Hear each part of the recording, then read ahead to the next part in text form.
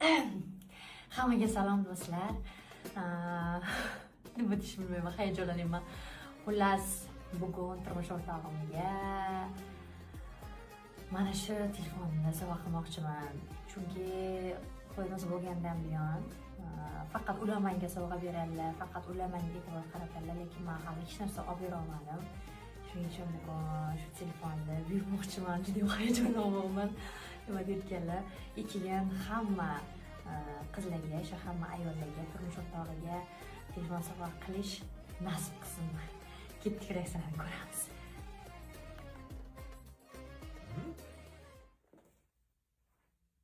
Manganmi? Bekor qilibsan-da. Telefon yaxshi edi-ku.